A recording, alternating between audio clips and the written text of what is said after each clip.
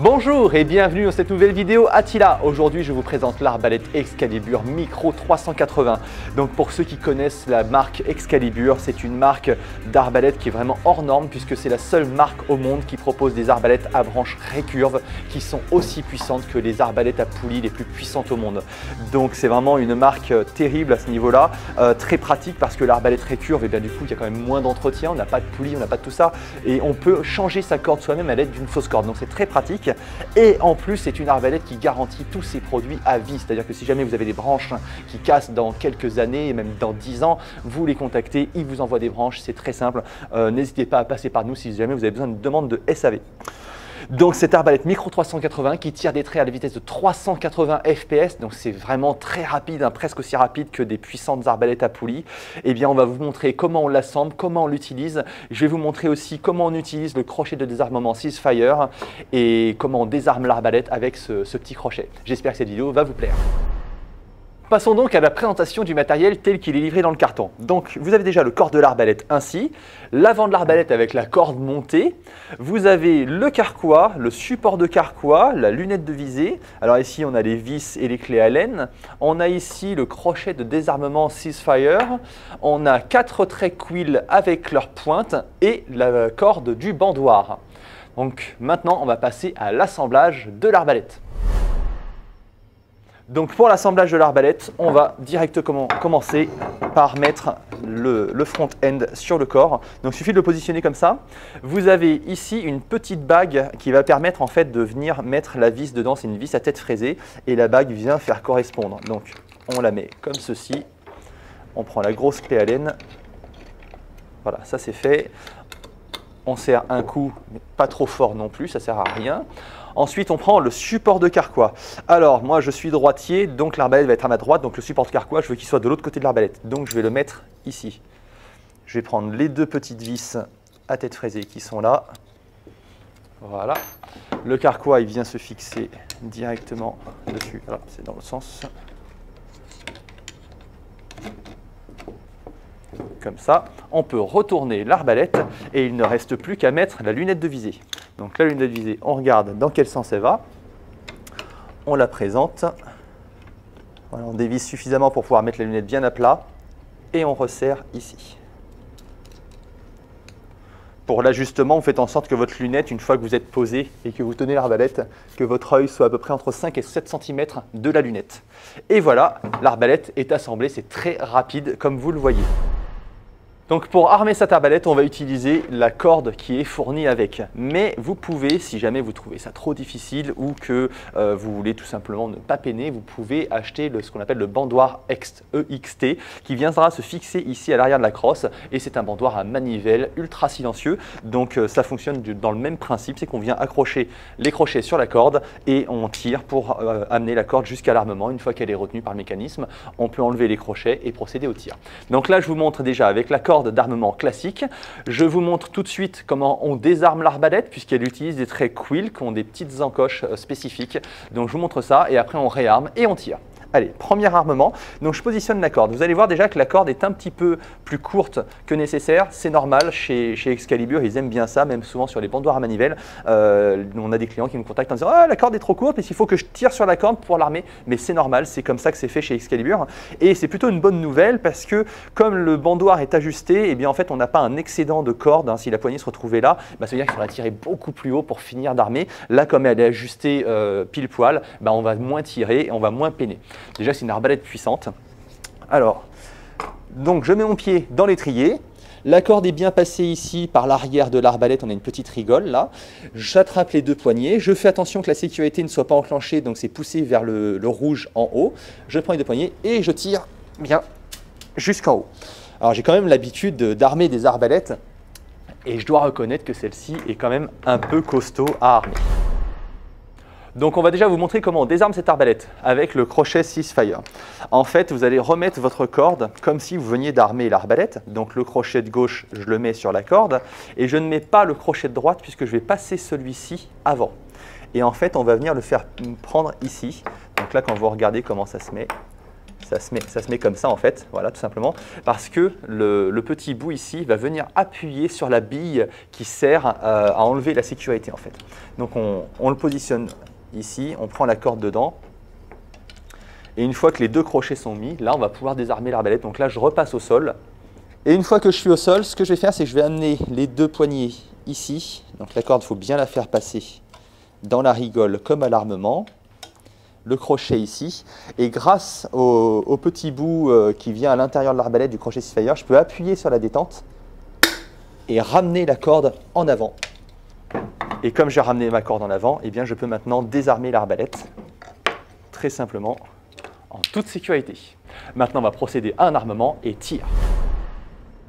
Passons donc à l'armement. Alors je fais bien passer ici à l'arrière, je tire un petit peu sur la corde, tout est bien mis. Ici, la sécurité est enlevée. Voilà, j'arme l'arbalète. Et alors, comme je le disais tout à l'heure, les traits quill ici ont une petite encoche.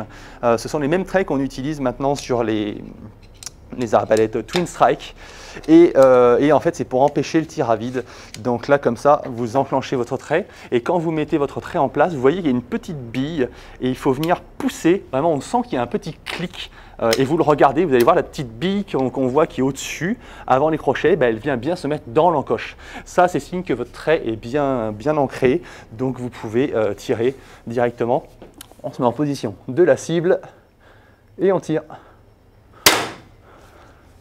Alors c'est une arbalète qui est quand même très puissante, elle fait un gros bruit, alors gros bruit par rapport aux arbalètes à poulie, mais on a quand même des amortisseurs de cordes ici, des red suppressors. Il n'y a pas de système air brakes, alors les systèmes air brakes c'est un système qui vient ici. Moi je ne suis pas très fan parce que j'en avais discuté avec Excalibur, et il me disait c'est bien, ça réduit les vibrations et tout ça, mais ça fait perdre des performances à l'arbalète. C'est comme les X-Shocks qu'on mettait ici, là, c'est pareil, ça fait perdre du coup de la vitesse puisque ça ralentit la corde. Donc je ne suis pas très fan. De toute façon, une arbalète c'est quand même beaucoup plus silencieux qu'une arme à feu. Ça fait quand même du bruit dans tous les cas, ça fait un minimum de bruit. Et celle-là fait pas exception, mais c'est une très bonne arbalète, très puissante. Hein, on sent quand le coup part, on sent que le trait est puissant. Et le taux de pénétration dans la cible est quand même très bon, sachant que c'est une cible remplie de tissu. On voit que le trait est bien rentré quand même, donc très bonne arbalète, très puissante.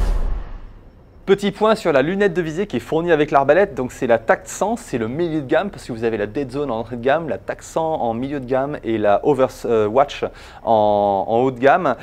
Du coup ça c'est vraiment une lunette qui est adaptée à ce modèle d'arbalète, donc c'est un modèle Red Dot en vert et en rouge avec du coup une variation lumineuse, vous pouvez mettre plus ou moins fort, et vous avez surtout cette bague de réglage de la vitesse.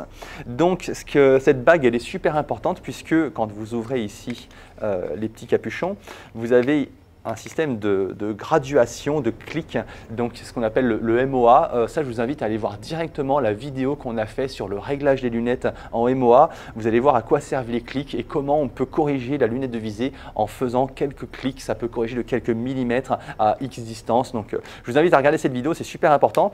Moi, je vais juste vous expliquer le principe de cette bague ici. C'est que vous avez une graduation dans la lunette. Hein, donc, vous avez un point central, le centre de la lunette qui est à 0. Et après, vous avez 30, 40, 50, voilà, jusqu'à 100 yards.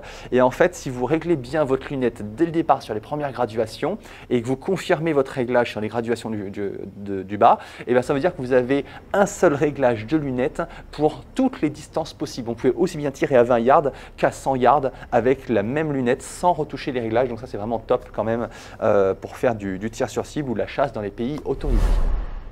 Passons maintenant à l'entretien de l'arbalète. Alors pour l'entretien, c'est très facile, comme toutes les arbalètes, il vous suffit entre guillemets de graisser le rail et la corde, puisque comme ça va limiter la friction de la corde sur le rail, ça va prolonger sa vie. Alors Excalibur aime bien donner des durées de vie pour ses cordes, hein. Ils disent par exemple entre 300 et 400 tirs, mais ça dépend beaucoup de l'entretien que vous allez en faire. Si vous graissez bien, si vous graissez pas bien, voilà, ça fait une grosse différence, donc n'hésitez pas.